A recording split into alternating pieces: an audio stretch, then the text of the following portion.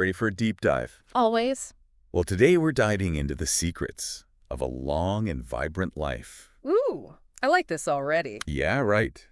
We're going to be unpacking some incredible insights from Dr. John Scharffenberg. Have you heard of him? Oh, absolutely. A centenarian globetrotter. Exactly.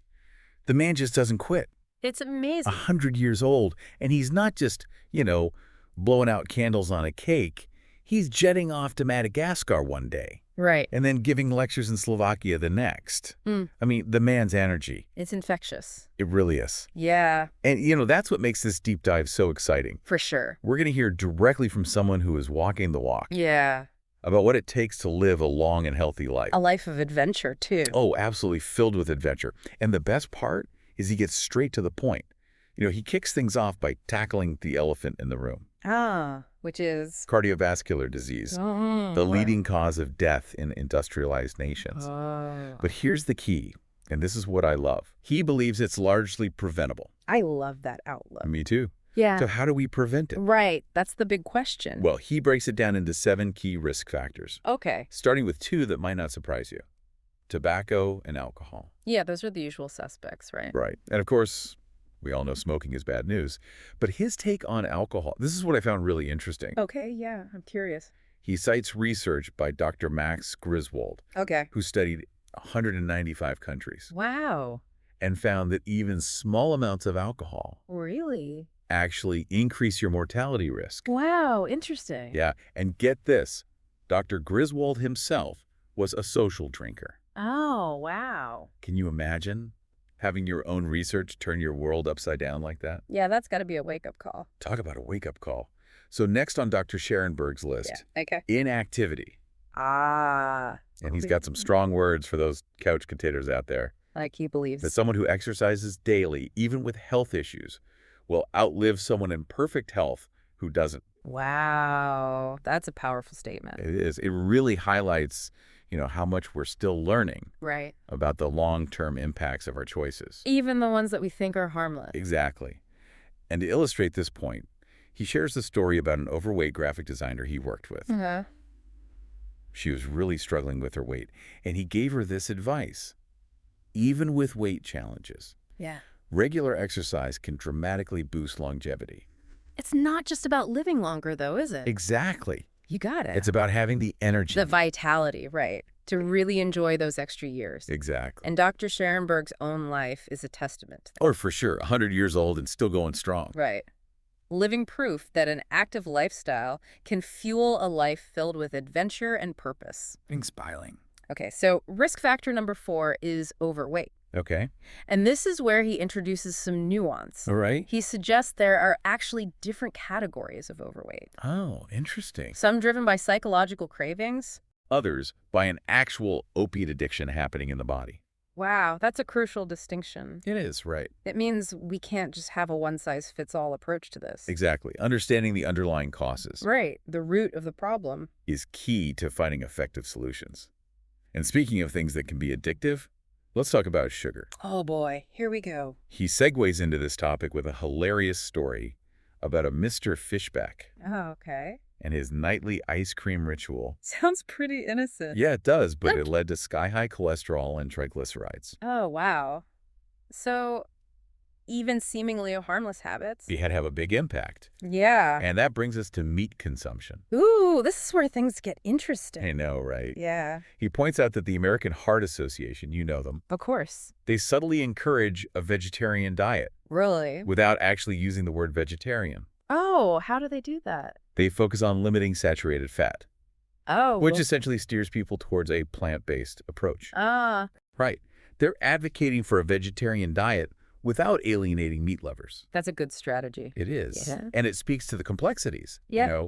of navigating dietary recommendations. Yeah, in a world where food is so tied to our beliefs. In our culture, yeah. Absolutely. And let's not forget, Yes. Oh, I know where you're going with this. the powerful industries that have a vested interest. And shaping those recommendations. Right. The politics of nutrition, that's a whole other deep dive waiting to happen.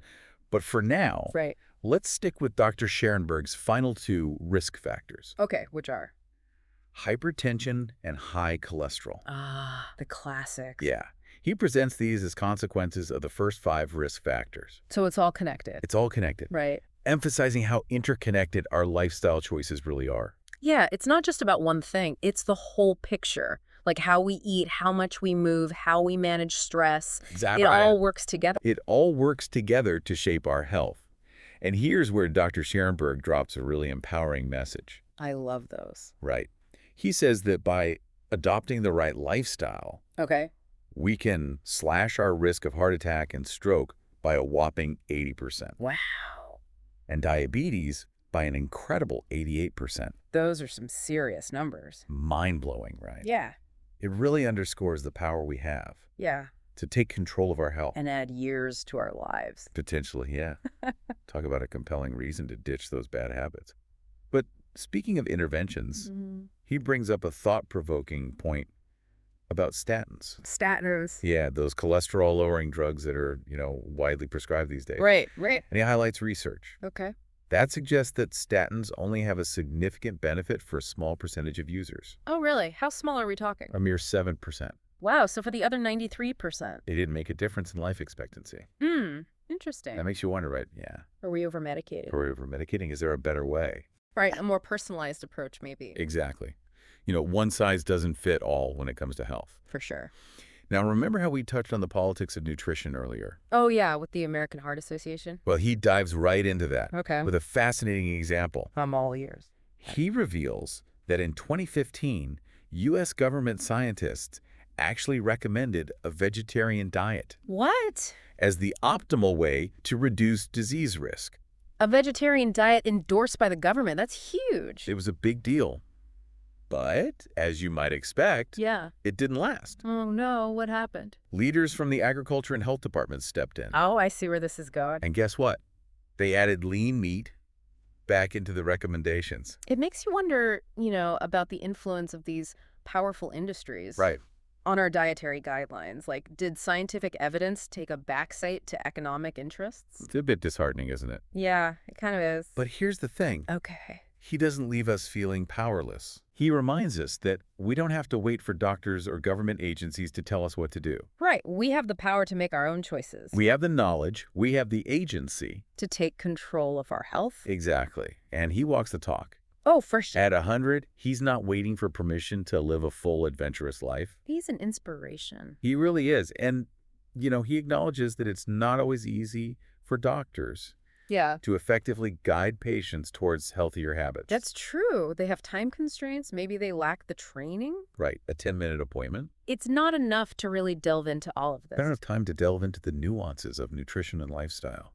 And if the doctors themselves haven't received adequate training, Right. how can they be effective educators? It's a systemic issue, for sure. It is. But again, he emphasizes that we don't have to wait for the system to change. We can take charge today. We don't need a doctor's prescription to start walking more, eating more vegetables, managing stress. Those are choices we can make every single day. Every single day. And that's the core of his message, isn't it? Empowerment. It really is. We have the knowledge, the ability to make choices for a long, healthy life. A vibrant life. We don't have to be passive. We can be active architects of our own well-being. Love that.